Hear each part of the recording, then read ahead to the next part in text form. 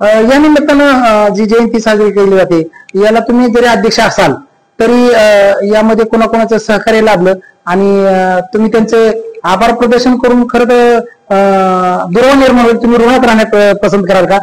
जरा याबद्दल 2 शब्द बोला. जर त्यांचा आभार मानलं तर ते वावगं ठरणार नाही. तरी सुद्धा मी आमचे दौंड शहरातील सर्व डॉक्टर्स असतील, सर्व वकील संघटना असतील, सर्व शिवजयंतीचे माजी अध्यक्ष असतील, सर्व व्यापारपेठ असेल आणि सर्व पक्षातील प्रमुख पदाधिकारी असतील, कार्यकर्ते असतील आणि दौंड शहरातील लहान मोठे सर्व मित्रपरिवार आणि सर्व जातीचे लोक हे मला नेहमीच मदत करतात.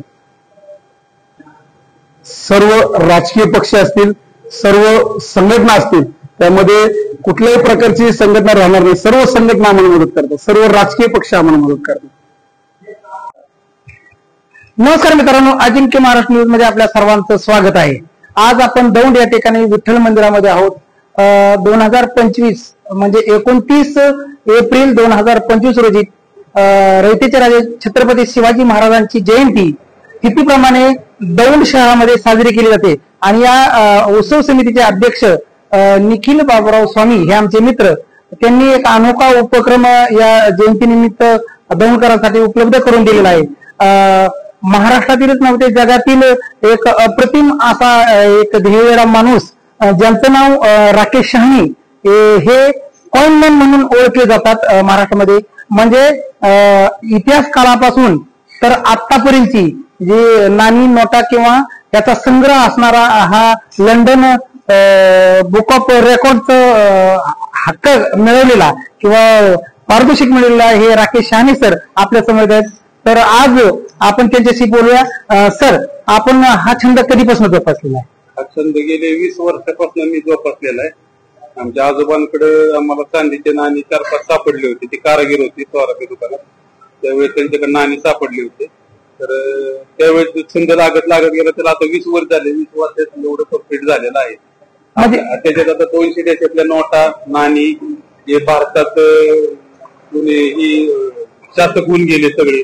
मराठा असेल, मुघल असेल, त्यांचे प्रत्येकांचे साम्राज्याचे नाणी पण आहेत सगळे. साधारणतः किती वर्षापूर्वीची नाणी आपल्याकडे उपलब्ध आहेत? 200 वर्षापासूनची नाणी ते 2024 पर्यंत आहे. म्हणजे या ठिकाणी बघा, तुम्ही बघू शकता या ठिकाणी फोटो लावलेले आहेत, पण प्रत्यक्षात या फोटोतली नाणी त्यांच्याकडे अवेलेबल आहेत.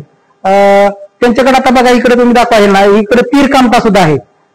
जो बाण आणि तीर कामता लाकडी आहे. शत्रूंना शिकारीसाठी शत्रूंसाठी हा लांब हल्ला करण्याचं यंत्र. हे काय आहे सर, जरा मला जरा? हे आहे शिवाजी महाराजांनी ब्रिटिशांचं बंद केलेलं नाणं. त्याला कोपरून म्हणतात. त्याला कोपरून नाणं म्हणतात. शिवाजी महाराजांनी हे ब्रिटिशांचं नाणं बंद केलं. म्हणजे छत्रपती शिवाजी महाराजांनी जेव्हा त्यांचं शासन आणलं तेव्हा ब्रिटिशांचं जे नाणं आहे ते छत्रपतींनी बंद केलं. हेच ते बंद केलेलं नाणं आणि ते खास दौंडकरांसाठी उपलब्ध केलंय निखिल स्वामी या आमच्या मित्राने. 1674 ला हे नाणं काढलं होतं. त्याच वेळेस शिवाजी महाराजांनी राज्याभिषेक 1674 त्याच वर्षात. बरोबर आहे. तर ते हे नाणं बंद करून त्यांनी आपलं स्वतःच एक आपल्या मराठी भाषेतलं नाणं असावं, देवनागरीतलं.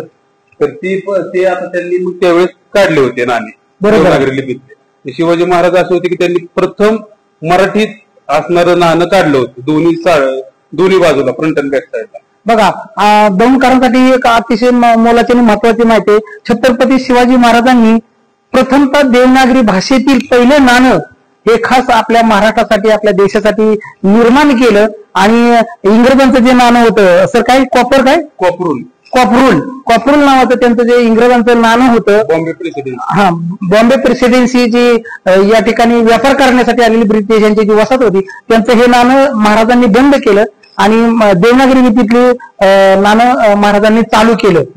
तुम्ही बघू शकता. सर दाखवा. हे अनेक लावलेले फोटो आहेत.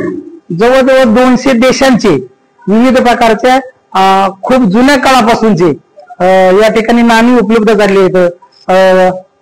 कॉइन मॅन म्हणून ओळखले जाणारे हे राकेश शहाणे सर हे बारामतीतून आहेत आणि हा ध्येयवेड्या तरुणांनी हा वेगळा छंद जोपासलाय आणि या वेगळ्या छंदाच